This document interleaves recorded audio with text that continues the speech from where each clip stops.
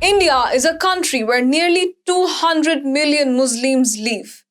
That makes India the country with the third largest Muslim population in the world after Indonesia and Pakistan.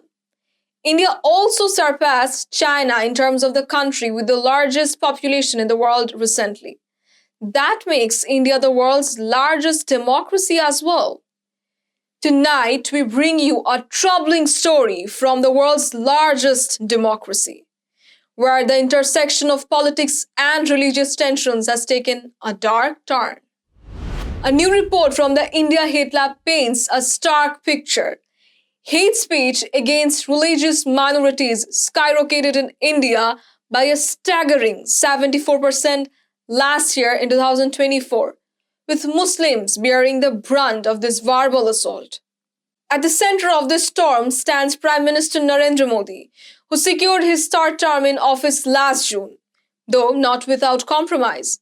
His campaign rallies accord with charged rhetoric referring to Muslims as infiltrators, language that sent shock waves through a community of over 220 million Indian Muslims.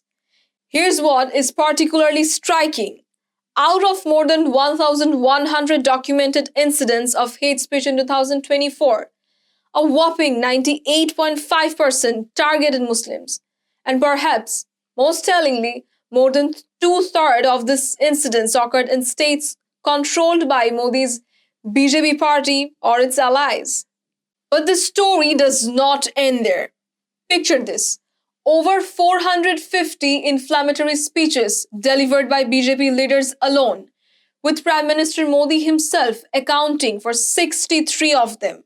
And as for the timing, it is not coincidental that this surge aligned perfectly with India's election season. What's raising eyebrows among human rights observers is particular targeting of religious sites.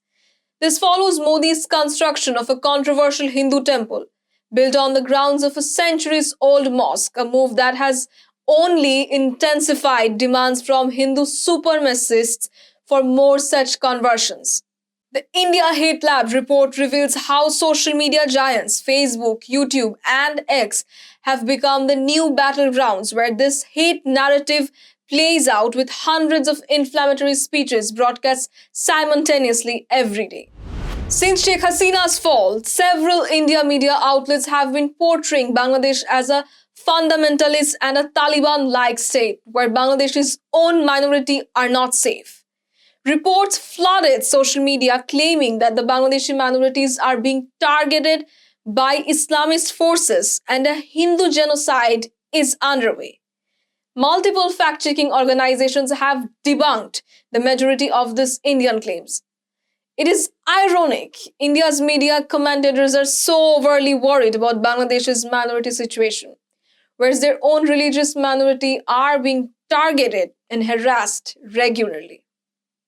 Indian commentators, politicians, and civil society mouthpieces attract the attention of Western democracies when minority rights are violated in countries neighboring India.